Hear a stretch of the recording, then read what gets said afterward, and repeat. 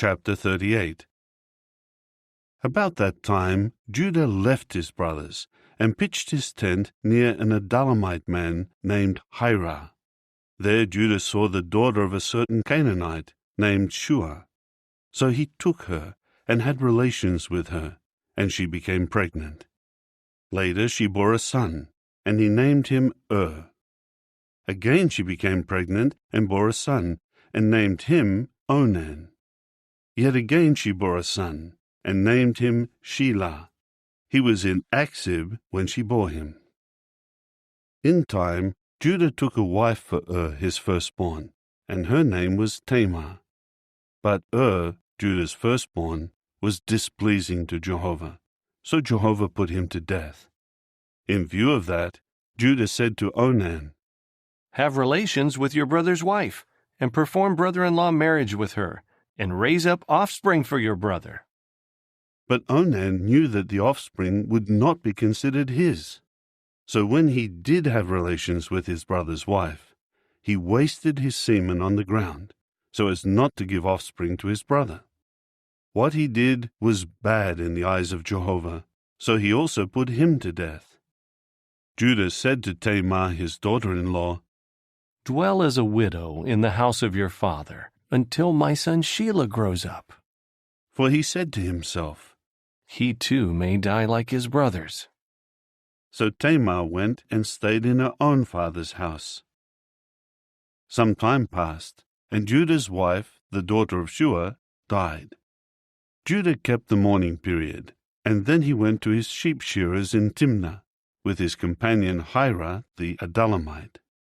Tamar was told, "Here your father-in-law is going up to Timnah to shear his sheep." With that, she removed her widow's clothing and veiled herself, and covered herself with a shawl, and sat down at the entrance of Enaim, which is on the road to Timnah, for she saw that Shelah had grown up, and yet she had not been given to him as a wife.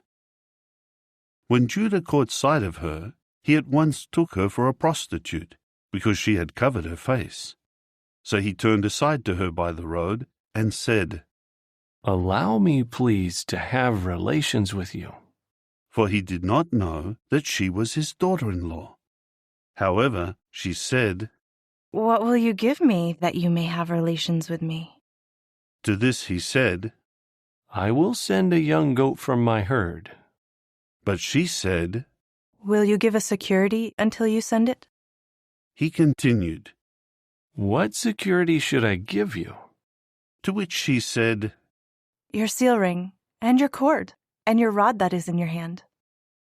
Then he gave them to her, and had relations with her, and she became pregnant by him.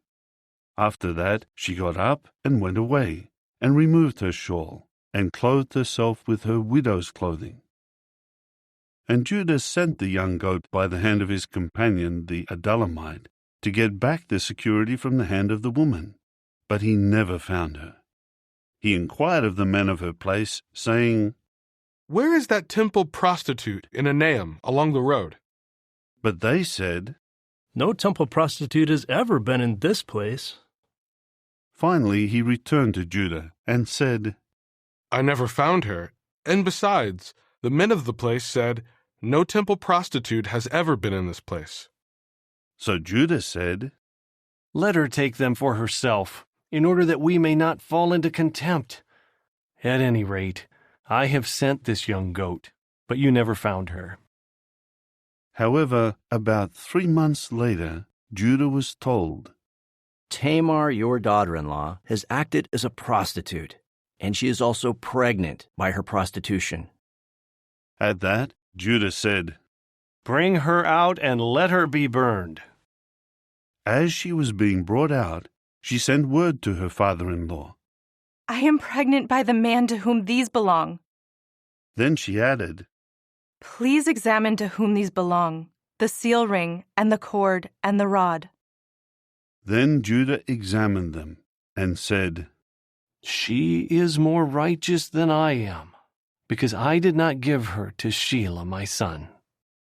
And he had no further sexual relations with her after that. When the time came for her to give birth, there were twins in her womb. As she was giving birth, one put out his hand, and the midwife immediately took a scarlet thread and tied it around his hand, saying, "This one came out first." But as soon as he drew back his hand, his brother came out, and she exclaimed, "What a breach you have made for yourself." So he was named Perez. Afterward his brother came out, around whose hand the scarlet thread was tied, and he was named Zerah.